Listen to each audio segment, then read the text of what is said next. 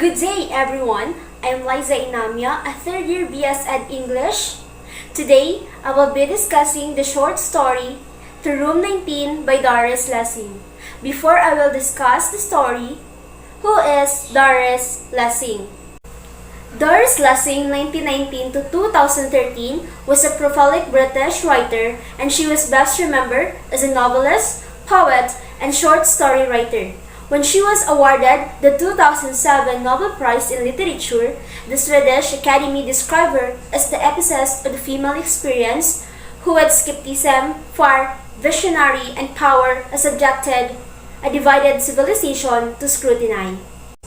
As a female Nobel laureate herself, notably, Doris Lessing did not like being attached with a feminist label. However, topics or stories in a female experience has always been the highlighted focuses and concern in her works.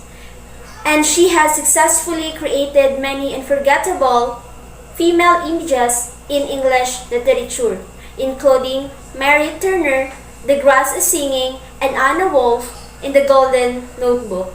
To Room 19, a short story written and first published in A Man and Two Women in 1963, later published in The Room 19 Collected Stories in 1978, helped Lessing achieve her reputation as known as a short story writer. So now, let's discuss the summary of the short story To Room 19 by Doris Lessing. At the beginning, we can read the Rolling marriage was perfect based on intelligence and mutual respect.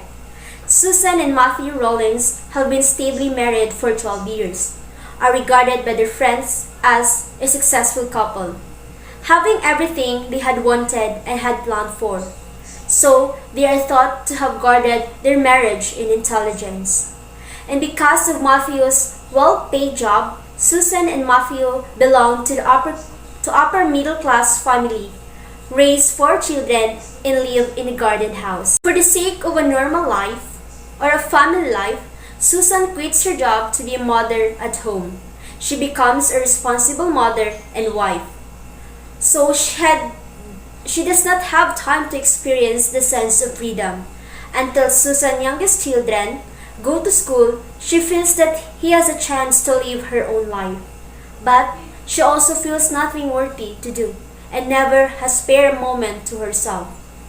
Her day is just taken up waiting for the children to come home, consulting with maid, or worrying about their dinner. As Susan remains faithful to his husband Matthew begins to have an affair. Her role as a wife can be easily substituted by any other woman. She feels resentment, she is out of control herself, but she has to repress her emotions again because she has given understanding to her intelligent husband. In fact, she is invaded by restlessness and emptiness. Then she starts questioning everything, the value of her life, the support of love, and the role of a wife and a mother. So, for the sake of escaping her irrational feelings, she decided to go away from her family, to seek for solitude. She rents a hotel room. Every afternoon she goes there and just sit and think. She was depressed and isolates herself from others. Her emotions find an outlet, resulting in her suicide at the Room 19. In this story, Susan's psychological change took place after Matthew told her his affair with another girl. Susan persuaded herself to forgive Matthew, but actually this always a guardian knot for her, striking her in a way that such an intelligent and sensible woman as she was could not perceive. Things started to change before Matthew's revelation. Everything is perfect for Susan, and her life, marriage, and family are a symbol for happiness. Now, their beautiful garden has become a suffocating place, forfeiting her freedom. The river outside their house changed in Susan's eyes as well. Susan longed for her own space and her freedom. The beautiful garden, along with its outside surroundings, become yokes and chains for her.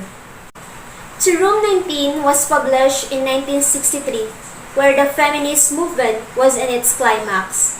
During this period, women tried hard to find their lost self, to see the world with their own eyes, to contemplate the way they lead their life. From inner deep heart, Susan never gave up her longing for independence and freedom. This was the waking of her conscience for freedom and independence. But under the control of the male-centered society, as a center of society, men ruthlessly deprived women for the right to discourse, ignored their personal experience. Men just wanted their wives to be technical good wives and caring mother. Room 19, Susan thought this room had become more her own than the house she lived in. But still, she was detected and disturbed. Susan's struggling for freedom and independence failed. Ultimately, Susan got freedom by committing suicide.